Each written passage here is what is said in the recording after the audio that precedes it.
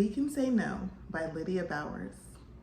At circle time, Mr. B announced that Miss Cindy, the librarian, would visit later to read to the class.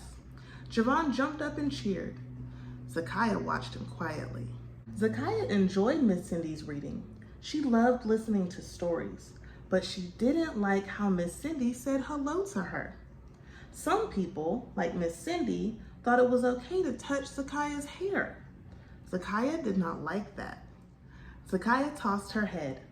She listened to the beads on her braids go click, click. Her auntie had done Zakiah's braids last night. She was so proud of them, but a worried feeling made her tummy hurt. She stopped shaking her head. She pushed her braids behind her shoulders. She joined Sammy at the sand table.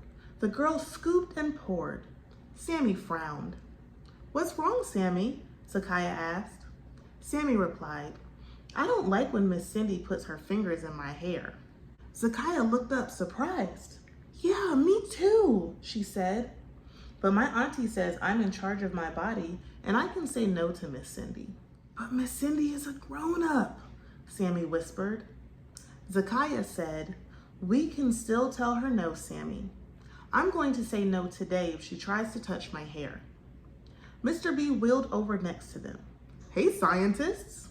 I heard a little bit of your conversation. Would you like to talk about it?" Sammy said, "Miss Cindy always touches our hair. We don't want her to. I don't want to be rude, though." "Ah," said Mr. B. "Thank you for telling me. I'm sorry that this is happening, and I'm sorry I didn't realize it before. Zakiah is right. Your bodies belong to you. You decide if you want to be touched. You can say no." Sammy whispered, "My mom says if anyone touches my private parts, I should tell her." Mr. B smiled. "That's right. You need to tell a safe adult if someone touches your private parts, the parts usually covered by a swimsuit. But the rest of your body belongs to you too. No one should touch you without your permission." Zakiah said, "I'm going to tell Miss Cindy, don't touch my hair." Sammy said, "You mean don't touch my hair, please?" Mr. B tilted his head and said, "Other people should respect your body even if you don't say please." Sammy asked, "But is hair part of my body?" Mr. B answered, "Yep, just like my wheelchair is part of mine.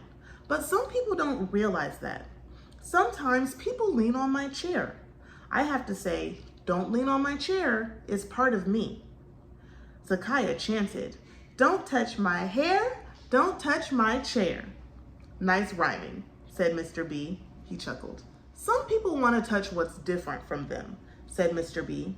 "But you can say, 'Don't touch my hair,' it's not okay." Sammy looked worried. "What if Miss Cindy doesn't listen?"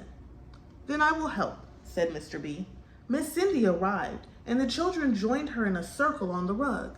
"Hello, everyone," she said. "I'm so excited to be here." Zakiah whispered to Sammy, "Don't touch my chair, don't touch my hair." Sammy giggled. Miss Cindy noticed Zakiah and Sammy whispering and smiling. "Oh, you two always have such beautiful hair," she said. She reached her hands out. Zakiah leaned away and said, "Don't touch my hair." At the same time, Sammy said, "No, thank you." Miss Cindy pulled her hands back quickly. "Oh," she said, surprised. Zakiah said, "It's part of my body. It belongs to me." Miss Cindy nodded. "You're right. Thank you for telling me." Mr. B smiled at Sammy and Zakiah. He said, "We've been talking about saying no when we don't want to be touched." Javon called out, "Sometimes I don't want to hug Grandma." Mr. B nodded. "That's okay. It's your choice." Javon added, "I don't like to sit on Santa's lap either."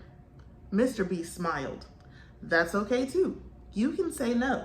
Zakiah tossed her braids. She was happy to show them off again. "I'm glad you like my hair. My auntie braided it," she said to Miss Cindy. "Do you like the beads?" Miss Cindy smiled, "Very much." Mr. B said, "Shall we read some of the stories now? Everyone is eager to hear what you brought today." After story time, Sammy and Zakiah ran up to Mr. B.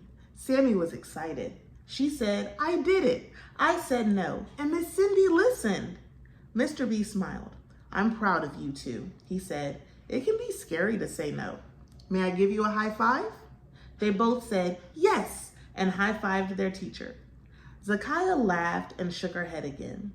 Her beads went click-clack, and a proud, happy feeling bubbled up inside her chest.